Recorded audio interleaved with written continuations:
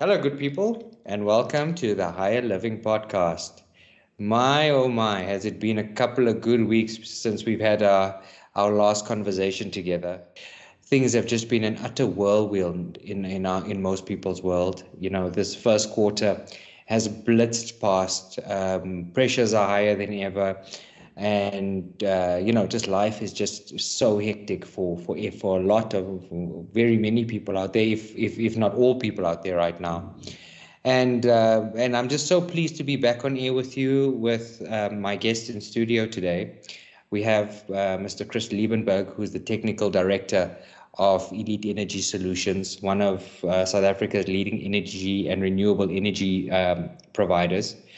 And I thought that, with Chris joining us in studio, it would give us an amazing opportunity to have another perspective outside the media in terms of what the situation is around the energy state of this country, and what Chris and his team have been doing in terms of implementing world-class solutions, and how the layman like you and I can go around managing this minefield of regulation, this minefield of energy, and just get to a stable form of life, if I can put it that way. So without further ado, Mr. Liebenberg, welcome to my show. Welcome to the High Living Podcast.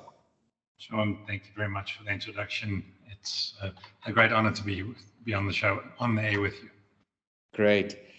So, Chris, before we get into the nitty gritty of the detail of your business and yourself and all of that, I think let the viewers have an appreciation of who Chris Liebenberg is.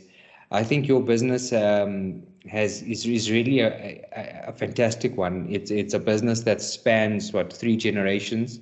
So I think it would just be an amazing story for you to give us an appreciation for who it is you are and how you got into this technical director role, and now your business is expanding even further. And tell us a bit about yourself, man. Right, thank you. So my initial career choice was actually not in the electrical field.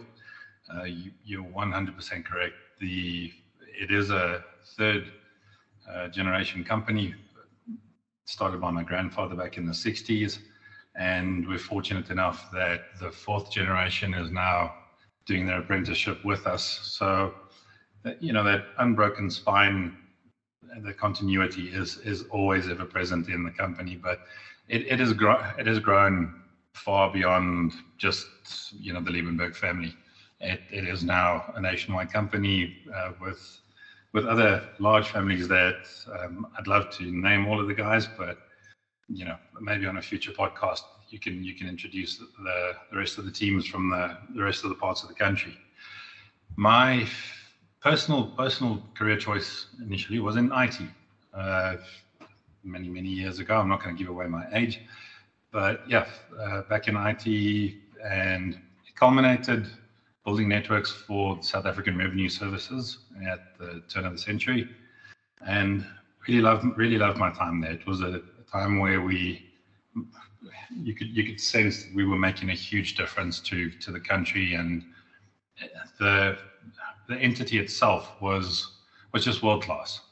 I recall sessions where there were video conference calls with Washington DC back then, where the IRS wanted to implement some of the processes that SARS had already had in place back then.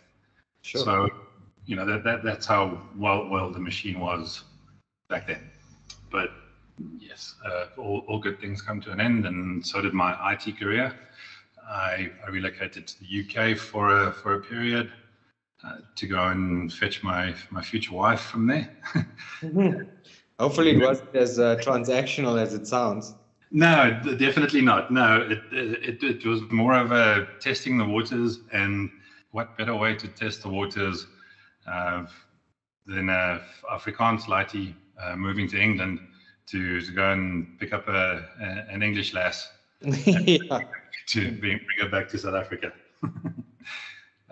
So yeah, that's how that happened. And coming back to South Africa, England was great, but you always have an affinity. I don't care what expats say. there's always a deep love for our country. And having done what we did with South African Revenue Services, I came back thinking, right, what's next? Where can we make a difference? What is vibrant? What is a challenge? And that turned out to be falling back onto the old family business. I did my electrical training back then, and went through to get my wireman's license, certificate in electrical engineering, and a lot of it up until I'd say about 2005, 2006 remained largely just purely electrical contracting. And through those days, we had high-profile clients, South African Revenue Services as one, again, Department of Labour, South African breweries. Well, back then, it's now Anheuser-Busch or something to that effect. The list is endless. If you can think of it, the course of 3 generations, that there are very few neighborhoods I drive through where I can say, okay, we haven't done work here. Yeah, absolutely. So I truly love that portion of the work, and building new factories, seeing industry really flourish. And then around about 2008, 2007, when the first bouts of load shedding started hitting, we said, no, look, we have to diversify and dedicate a portion of the company to renewables. And we didn't initially just say, all right, solar. We looked at all the different options. Wind is not a great option for the bulk of the country. There's certain areas in the country where it's functional, but we had to find something that made sense at the end of the day. And since 2008, 50% of the business has been dedicated to renewables. And with the electrical background, we've never shied away from any particular energy blend. So, we're not anti-nuclear, we're not anti, waste to energy, we're not anti-hydrogen. We appreciate all energies that can come into the mix to actually stabilize the grid. And I think we all know the trajectory that the country took, that Eskom took from 2008 onwards. If you take the energy availability factor, and I'm just gonna throw out load shedding statistics for the last 5 years. In 2018, we had 6 total days, so 6 24-hour days. It sporadically, scattered across the year, a total of 141 hours, but 6 days in total load shedding. 2019, it was 22 days. 2020, it was 35 days.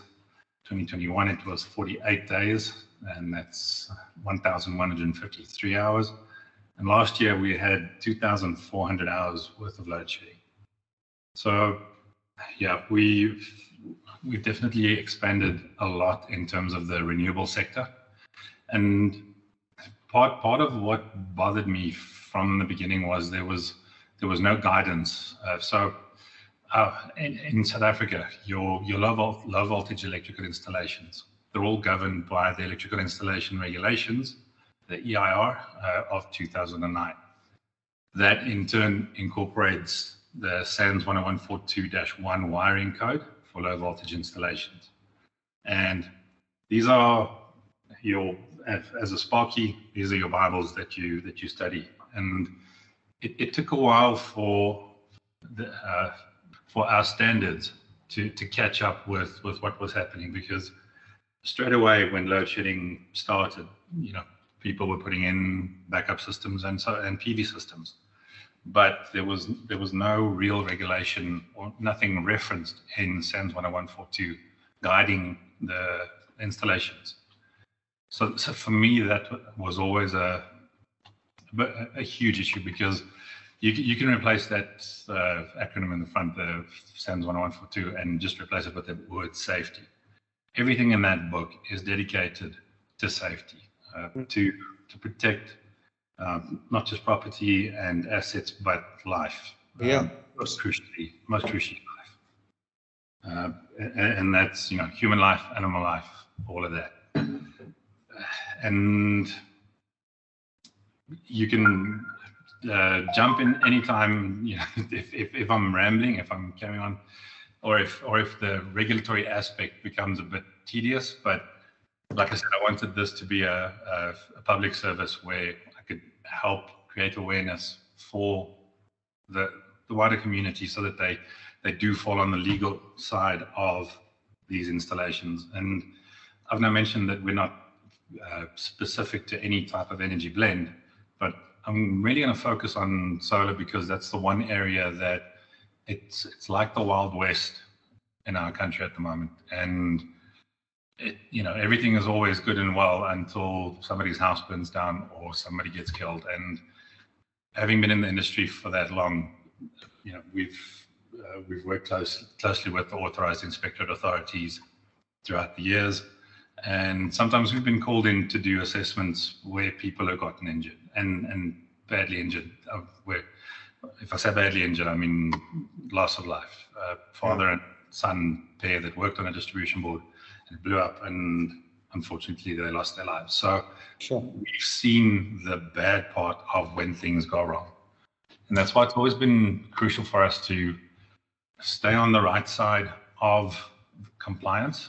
And we've always been an advocate for industry itself, to say, guys, this is what comprises a legal and compliant installation.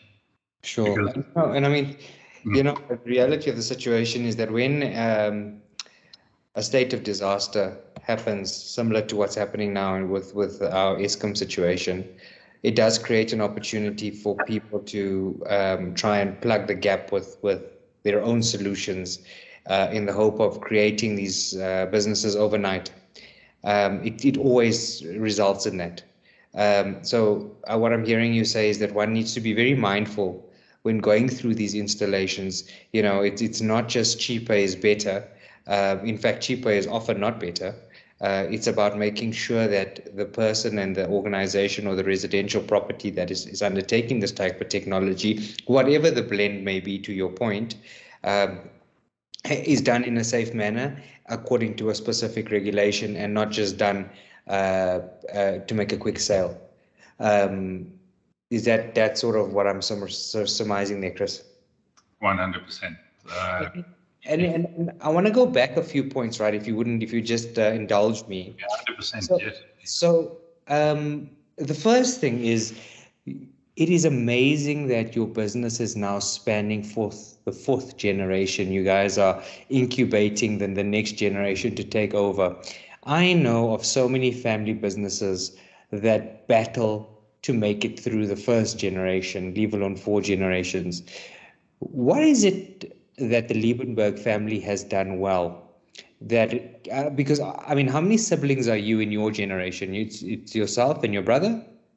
It's myself and my brother. But I think the magic in that is that we foster a family environment in our workplace. You'll often, in morning meetings, when we come in, we all of the managers greet each other as brother, and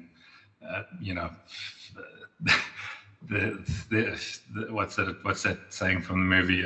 My brother from another mother. I can walk up to our Durban general manager, Camille Maharaj, and obviously we're not from the same mother, but I truly love him like a brother, and we've always fostered that. We've handled expansion extremely cautiously, and sometimes maybe to our detriment. We might have passed on a couple of opportunities that could have sped up the process a bit, but we've always felt that when we expand into KZN, when we expand into other regions in Mpumalanga, it is with someone that I regard as a brother, and that's the way we greet each other. You literally walk in and it's morning, brother, how's it going? So we foster that family environment, and to a great extent, all inclusive. Yeah, I think that's where the magic lies. How do you manage, and I don't mean to sound offensive here, but how do you manage the entitlement of the younger generation? Because obviously your son and your brother's kids are coming into the business. It's their dad's business now. And how do you keep them grounded, and how do you make sure that they don't become too big-headed around the fact that they will eventually own this business? I'm a very funny character where that's concerned. If you get a big head or a sense of entitlement around me, I bring you down to earth really quickly. Okay. Leadership. My first electrical installation was the same as all of the other workers, the appies. I was on the roof, laying pipes, putting in slab boxes, no different to anybody else. And when you start with the company, that's exactly where you begin. There are numerous days where I'll still get my hands dirty. And that goes for all of management. We're not guys that sit around in the office and I've got my nice desk and that's that. We've grown to incorporate a call center. We've got online monitoring for all of the systems that we've implemented. We've got a team that is dedicated to doing quotations, etc. But technical wise, if I'm required to pick up, and that's why in my vehicle, my toolbox is always there. Yeah. Nobody is too good to get their hands dirty in this company. Okay. So I mean that gives us a good idea of the type of ethos in your business. I also remember when I met your dad, Chris Senior. He said to me, and I'll never forget this. He said to me, "Can we come and finish the job on the Sunday?" And I thought, "You guys work on a Sunday?" And he said, "Yeah, we work every day." And we work 24/7. Yeah, and it's like that. Again, the message that I get across here is that the old school values of hard work, dedication, and commitment to what you're doing always gets you ahead, right? There's no shortcut. Yeah. At the end of the day, so focusing purely on solar now, a solar installation is probably the second or third most expensive investment that your average South African will make. It's a house, car, and solar, and sometimes the solar is even more than the car.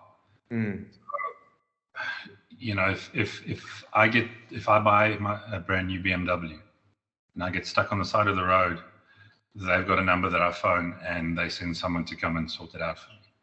And we're very much the same. The backup support for us is not negotiable. And if that means that I get in my vehicle 11 o'clock at night to do a call out, so be it. Again, I'm not one single person in this company is too good to get their hands dirty, and we've got a very flat management structure. I took a page out of Elon Musk's book there. We don't have long meetings. We execute the things that we say we're going to execute, and management structure is very flat. So if there is an issue, one of the managers will know about it straight away, and gets dealt with immediately. If a client is sitting without power and one of the teams can't respond, one of the managers responds. We physically get in our vehicle and we go out, and that's it. It's not negotiable.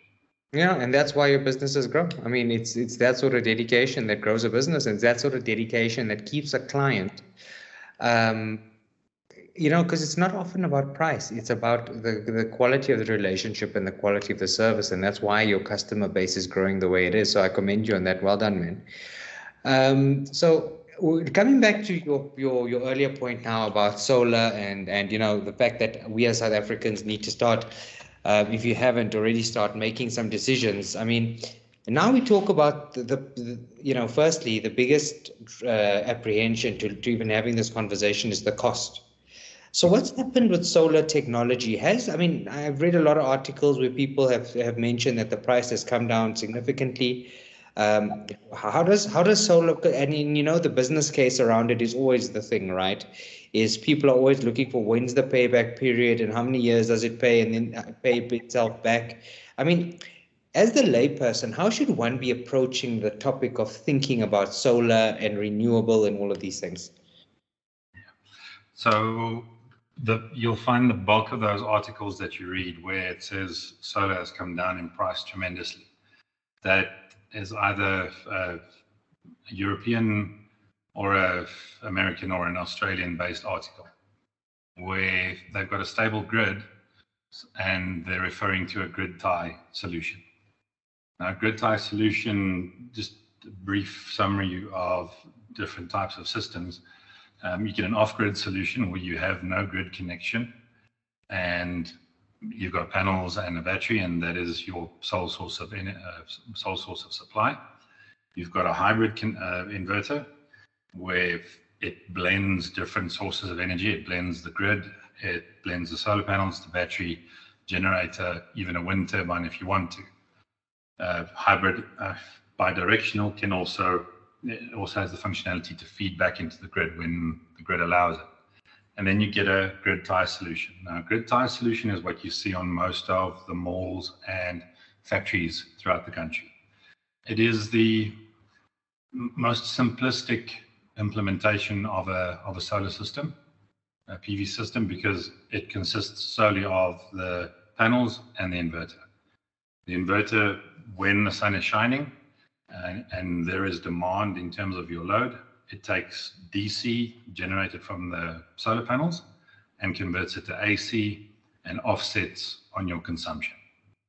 The drawback of a grid tie solution is that it is reliant on the grid. So it's called a 1-to-1 ratio. Because I get the question a lot. Well, I've got so many panels on the roof. Yes, I don't have a battery, but my load is less than the amount of panels that I've got on the roof. Fair enough, but say by some method you keep that grid tie inverter going when there is no grid present, and all of a sudden you get cloud cover. Now the inverter is looking for, where's my backup? Where's my fallback? Because I cannot produce everything off of the rooftop. So I'm looking for a battery, or I'm looking for the grid, or I'm looking for a generator or something like that. And that's why a grid tie system functions the way it does. It simply cannot give you a constant power output. It will shut down in cases like that, and it will actually damage the equipment. So the type of system that they're referring to in those articles is based around purely solar panel pricing and grid tie inverter pricing. To put that into perspective, a 20 kilowatt grid tie inverter costs the equivalent of a 5 kilowatt hybrid inverter.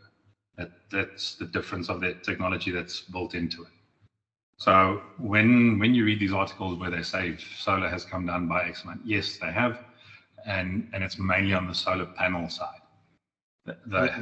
Since 2008, when we started, there's been a huge reduction in terms of panel pricing. But then things happen. War breaks out in the northern hemisphere, and China is involved in the background. And I'm not going to get into conspiracy theories and things, but China is also looking to protect itself. So they are going to put export taxes on anybody looking to export components to build solar panels. No, absolutely. Yeah. So the one thing about solar panels is, even if it says Canadian Solar, if you go and read the fine print on that technical document, it is a Chinese company. Like everything, like most, right? all of the PV cells come from China. Even Art Solar in South Africa, and we've got a very close relationship with them. Art Solar manufactures solar panels locally, but it is purely assembly. the PV cells still get imported from China. Sure. So, now you mentioned hybrid inverter. So what's a hybrid inverter now?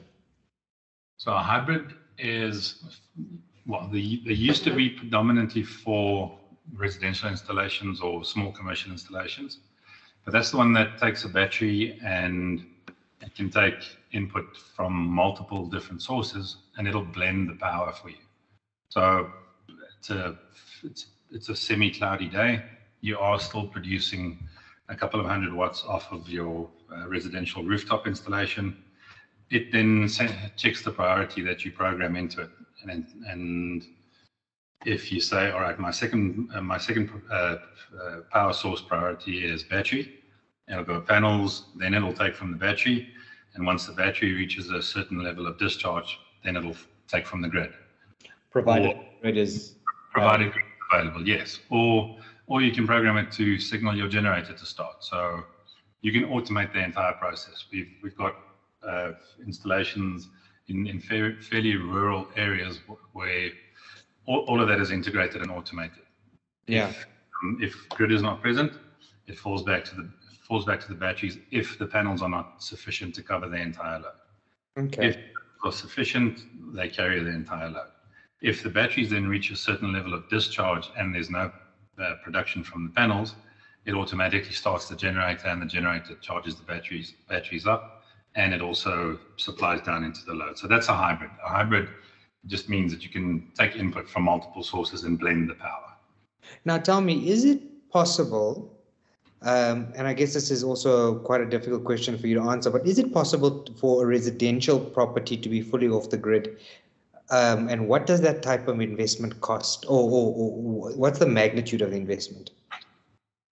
I always make a point of it when I go out to consult someone, especially with the initial conversation, because everybody is fed up with Eskom, and the first statement is, I want to be completely off the grid. I don't want to know about Eskom. Yeah. Attain that is difficult, very difficult. I will never. I'm not even going to say I will sometimes. I will never sit in someone's lounge or factory or office block and promise to them, we're going to take you completely off grid. To be completely grid independent, to physically go and switch off the circuit breaker from council outside is expensive. You're gonna build a battery bank that is massive, because that battery bank has to give you autonomy for, I'd say, between 5 to 7 days. Sure. So yeah. you can imagine a battery bank that if it's overcast weather, so I'm not producing anything off of my rooftop and I don't have a backup generator, then the battery is your only source of power. So it's going to be a battery bank that's R500,000 for the normal house. Sure. That doesn't make financial sense. No, it doesn't. I always say keep Eskom, and by law, every single stand in the country must have an electrical connection and a water connection. So what do you mean by law? So that means that even if you have got a half a bar battery bank, you cannot turn off, you cannot tell Eskom, just cut your connection to me. No, you can go and physically switch off the circuit breaker. Yeah. You cannot tell them, come and roll up your cable and goodbye. Yeah. They spent money to implement the transmission network that actually brings power to your house. And part of your rates and taxes, you'll see, is your electrical connection fee. That's not what you're using. That is just the ability to buy power from them. So if you are looking to be as grid independent as possible, my advice is, right, first of all, look at your energy efficiency. Energy efficiency is the last time we did the calculation, it was more or less a ratio of 1 to 5. For every R1 you spend on energy efficiency, you would have been spending R5 on solar and battery. Okay. So ensure that all of your cooking is done with gas. Check that your water heating is done with gas or a solar alternative. check that all of the lighting in your house is LED. Put in motion sensors. Spend as much as you can, or go as far as you possibly can with the energy efficiency implementation, and then say, all right, what is my base load now? What is the actual system that I need before you put in the solar? If that is the way you want to head, then you can go back to Eskom or your local council and say, all right, what is the minimum power connection that you will allow to my house? I want to downgrade to that minimum connection. Mm. You can then go and turn off the circuit breaker. You're paying a minimal amount to have that circuit breaker still there. And if worst case scenario hits, 2 weeks worth of bad weather, and you do run out of battery power and your generator backs up or whatever the case might be, and you still have the ability to go outside and turn on that circuit breaker just as a final backup. Yeah, exactly. Yeah, look, and it's such an interesting topic at the moment, and I think that if we look at the positive out of what's happening around us, it has forced the bulk of people to go and educate themselves around these different technologies, and educate themselves around what their consumption is and how they can become more energy independent, if I can put it that way. The question is always the cost. So, I mean, out in the market at the moment, what we would call as CapEx, capital expenditures, it's still a lot of money to put down. Are there different financing options that one has, or is it still, you have to save up that couple of $100,000 to put down to get your house, more flexibly powered? So that's also come a long way, and there are multiple options now available to the general public. All of the banks are clamoring over themselves to give you a solar loan. Yes, we do have a partnership with FNB, and there's 4 approved installers on their website. I'm actually going to disclose more than I think I'm allowed to, but the natural progression of the expansion of the company, one of those 4 companies that FNB has approved is us, but under the new guise, the new expansion that is planned. FNB will give you a financed loan on your PV installation. There is also a rent-to-own option, and there is also a PPA, power purchase agreement, that you can look at. Now, out of the lot, power purchase agreement, again, there's pros and cons to each and every one of those. Power purchase agreement is where somebody else pays us to come and install a system for you, and you simply buy your electricity from them for the next 10 years or 15 years. That is all good and well, but it's generally based on a model where if every year the price escalates, similar to Eskom, but it's difficult to predict 5 years down the line with the right management, and I know I'm probably dabbling in a bit of wishful thinking, but with proper management and the right input for the grid to stabilize. And if the grid stabilizes, then in all likelihood, your pricing could also stabilize. The key factor to unlocking that is the unbundling of Eskom. We need generation, transmission, and distribution in 3 separate entities. And I'll touch on that again now, because I've traveled quite a bit, and I'll give an example of where it worked really well. But so that's where the power purchase agreement for me is. If you are going to go that route, make sure that they peg it to Eskom's rate, less X percentage, and also check that if Eskom's rate happens to go down, that you'll also benefit from it. Then a power purchase agreement for anyone who does not have the CapEx it's a great solution. We find that a lot of your small to medium businesses are now looking at that, and your very large factories are also looking at implement. First of all, they're no longer happy with just a grid tie system. We're now putting in large batteries for them, and when I say large, it's 300, 400, 500 kilowatt hours, up to 1 MVA, up to containerized storage, which is your multiple MVA megawatt hours. So that is power purchase agreement. Doesn't cost you anything up front. Some of them might ask for a small deposit, but you just buy your power from them for the next 10 years. Then you've got your rent to own. Rent to own has been a difficult sell for me to get around.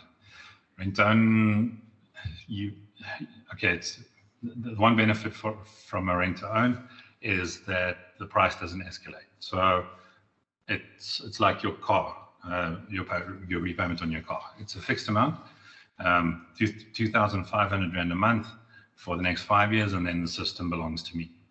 But your shortfall from Eskom, you're still going to have to foot the bill. So you're paying for your system, which, yes, it gives you the comfort of not suffering through load shedding, and it does provide a saving for you, depending on the size of the system. But at the end of the day, whatever your shortfall is that the system cannot produce has to come from somewhere, and that's going to come from Eskom. So you're still going to be paying that. So a lot of times you'll find that your payment at the end of the month for your electricity bill is almost double than what it would have been if you just stayed with Eskom. And just for the comfort of getting through load shedding. It doesn't always make sense. But again, the flat rate for the system, a lot of people will go with that. They've got no issue with it. Yeah. The one that I prefer is the finance option through your preferred bank, and we are listed with FNB, Standard Bank, Nedbank, and Capitec, and all of them will give you a solar loan towards a PV system for your house. Because it's over a longer period, your repayment amount per month is far less. So your end of the month bill is more on a level peg with what you used to be paying for your electricity. Sure. And you're getting through load shedding. So, but not everybody qualifies for that. They tend to prefer to give that to guys that have already got home loans with them, that kind of stuff. So Chris, tell me now, for the guys that are, they're not at the point of going down the bank route and the finance route, they need a very basic system that they can keep at home to keep their phones charged, keep their fridge on, and just have the essentials. And I'm talking about maybe a light or something, and there's many of those people around. And they just feel that solar is just, too far a stretch for them. What would be your recommendation for those people? I mean, what is the basics that one could have? I'm going to do some free advertising for our large retailers now. The small power trolleys that you can get from Leroy Merlin, from Macro, Game, all of the large retailers are now selling these portable trolley units. That's your best bet for something like that. If you can, try and get one with the lithium battery, because of the amount of cycles that we're going through at the moment, with stage 4 to stage 6 load shedding, the amount of cycles that an old set of gel batteries or lead acid batteries would go through, they're going to last all of 6 months, and then you're going to replace the batteries. So try, if you do get a power trolley, it is a little bit more expensive, your upfront cost, and I'm not talking tens of thousands, maybe a couple of $1,000 more, but with the lithium battery, you're ensuring that the thing is going to last for 5 years or 6 years at the Yeah. very least. Yeah. Not You don't want to replace that portion, because it's just two 12-volt batteries could be under 10,000 rand to replace. Yeah. You don't want to go through that every 6 months or every year. Yeah. And guys, I want to just alert you to something that I'm not sure if you've detected. So let me call it out. As you can hear, Mr. Liebenberg has got an incredibly successful business that has spanned 4 generations. But as you can hear, he is a super specialist at what he does. So in order for you to advance your life, in order for you to grow a successful business, in order for you to grow in the leaps and bounds, you need to be a specialist at what you do and what you know. And I find more and more that people are poking around and trying to have a side hustle and trying to do A, B, C, and D, and becoming, jack of all trades but a master of none.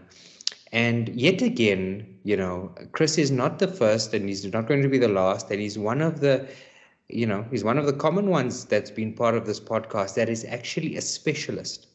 See, the guy has spent the time in the trenches, and the guy has spent the time learning the latest, the greatest, and he's a specialist for what he does. So the inference that I'm trying to draw here is, when you look at yourself and you listen to this podcast, over and above the wonderful information Chris has now given us, in reference to our power challenges and what some of the solutions are, look at the passion, look at the detail, look at the knowledge, look at yourself, and see where the gaps are and fill in those gaps. So Chris, just sorry, I just had to interject there, and just to draw that parallel for a lot of our listeners who are out there that are not only looking to overcome the power challenges, but are also looking to advance their lives.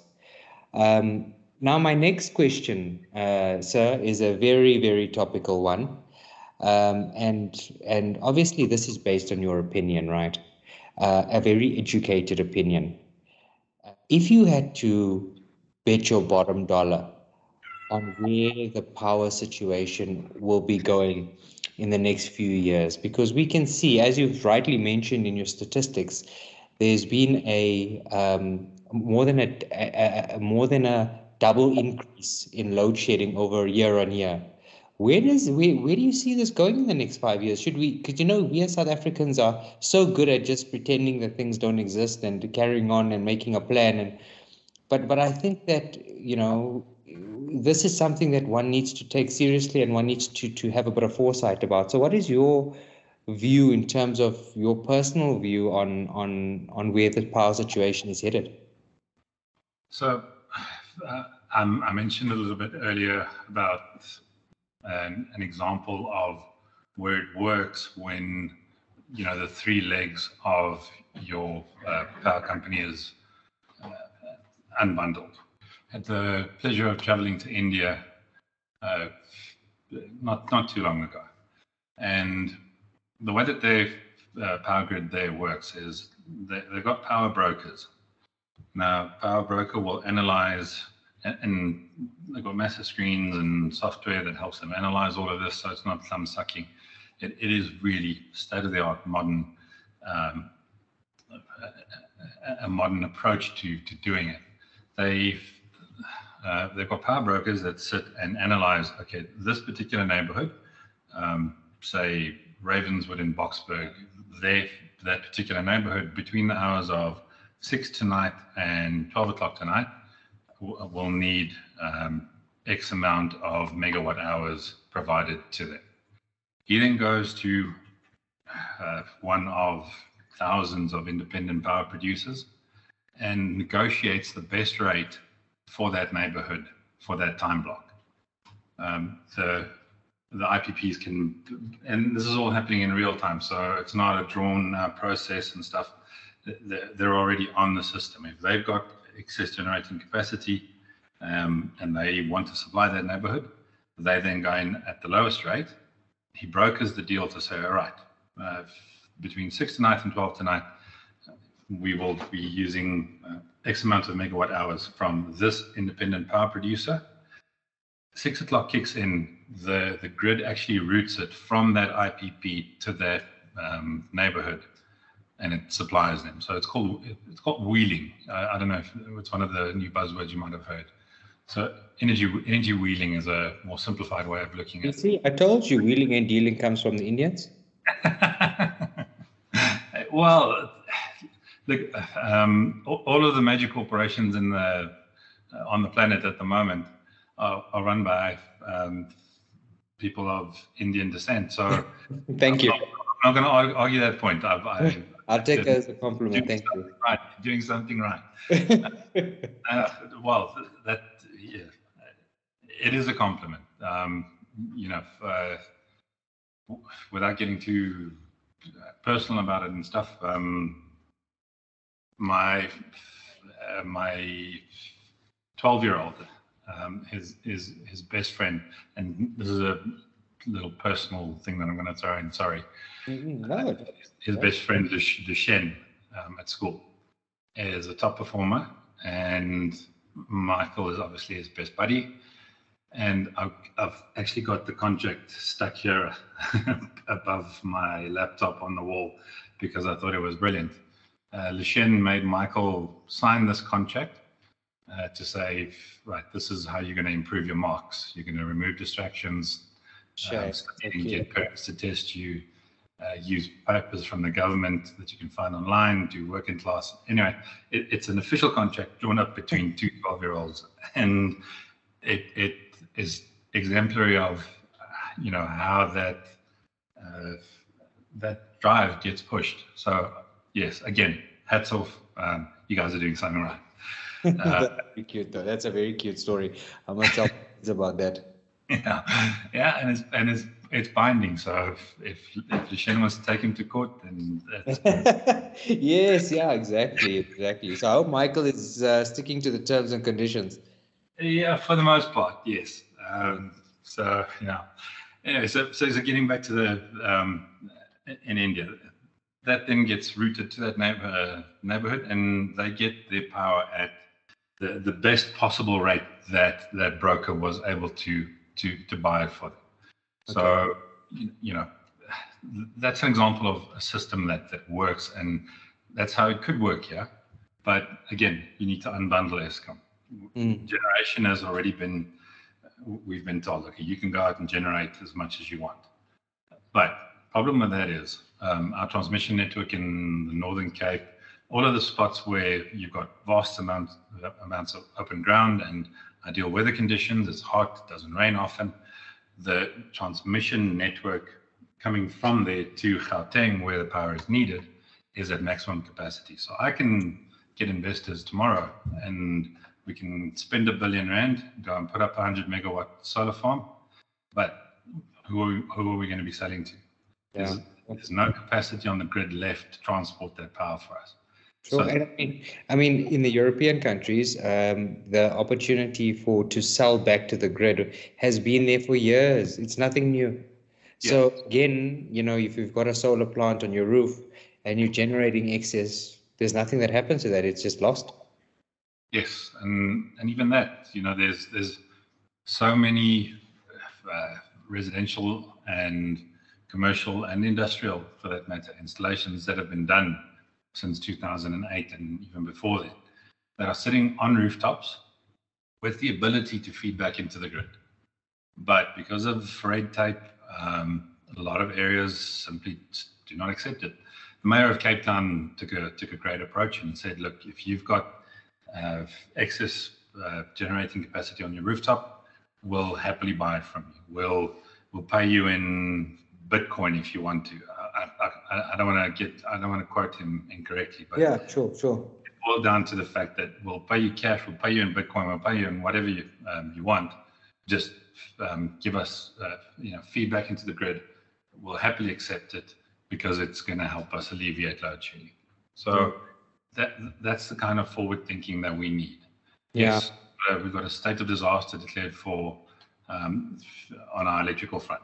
Then open up the rooftop installations. Let everybody that's got excess feedback in. Yeah, absolutely. It's not going to solve the entire grid issue, but it's going to solve a relevant portion of it. Yeah, absolutely. And you know what I like about that approach is that, and what I like about your mindset is that it's not doom and gloom, and you know everyone get your plane tickets and get the hell out of here. It's about being practical and pragmatic around what are the variables that we have at our disposal, and how do we as a community and sub-community support each other to get through this. And I think this is the time where South Africans need to, join hands even closer to leverage the resources within communities to take care. And I mean, I heard Midstream is now investing 200 million rand to have renewable plants set up for their community. And I think the more and more those type of measures are put in place, and the more it stops being about myself but more about my community, the more we find solutions to mitigate the ESCOM risk. That's a terrible way to say it, but to minimize the impact of the political and other challenges that ESCOM is facing.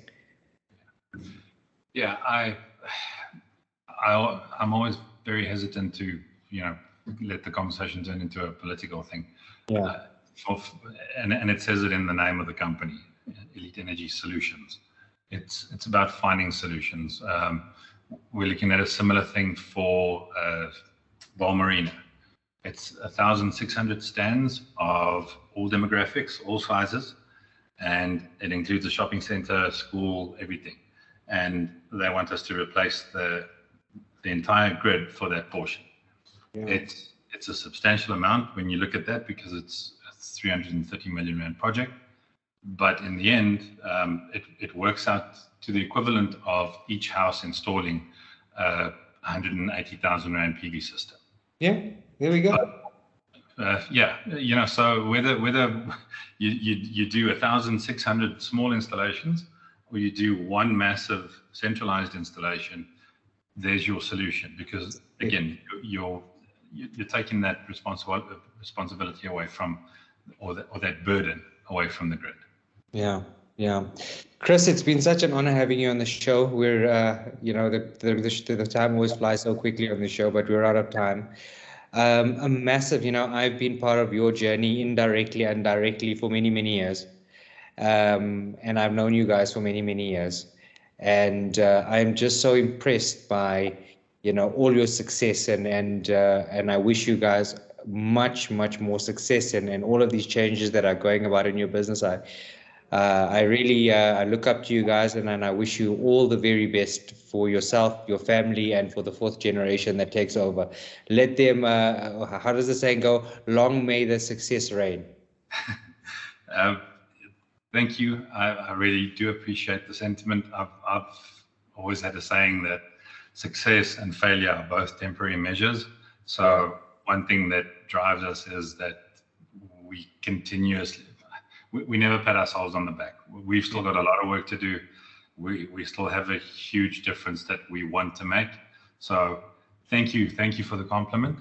But I'm not going to compliment it. I'm not going to tell the teams just yet, because like I said, we've got to put shoulder to the grindstone. There's a lot of work still left. Yeah, no, but it is important to acknowledge, It is important to acknowledge that you guys have made significant progress. That doesn't mean you need to stop, but it is important to acknowledge. And I think that I have the same issue. I just sometimes am my own critic, and nothing is ever good enough. But I think it's important for once in a while to look back and have a beer and look back and say, I actually have made a few steps forward. I actually have made a bit of a difference. And that just fuels you for the next few steps. Thank you again. Yeah.